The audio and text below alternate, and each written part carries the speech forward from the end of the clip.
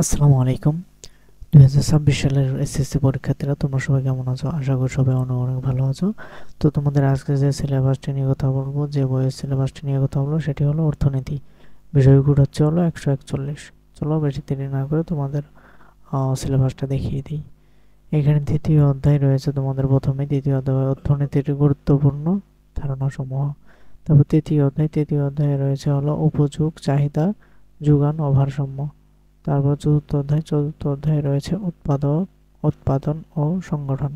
তারপর ষষ্ঠ অধ্যায়ে রয়েছে হলো জাতীয় আয় ও এর পরিমাপ। তারপর সপ্তম অধ্যায়ে রয়েছে হলো অর্থ ও ব্যাংক অবস্থা। তারপর দশম অধ্যায়ে রয়েছে হলো বাংলাদেশ সরকারের অর্থ ব্যবস্থা। এরপর কিন্তু আর নাই। তো এই ছিল তোমাদের সিলেবাসে। তো আমরা আবারও দেখিয়ে দিই তোমাদের অর্থনীতি সিলেবাসে কি কি রয়েছে।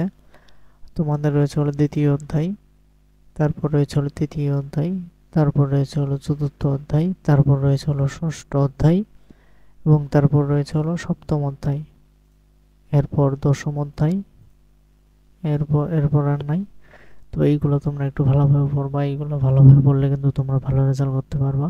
তো আশা করি তোমরা অবশ্যই ভালো রেজাল্ট করতে পারবা। তোমরা সিলেবাসটা দেখে দেখে পড়লে তোমরা অনেক ভালো রেজাল্ট করতে পারবা।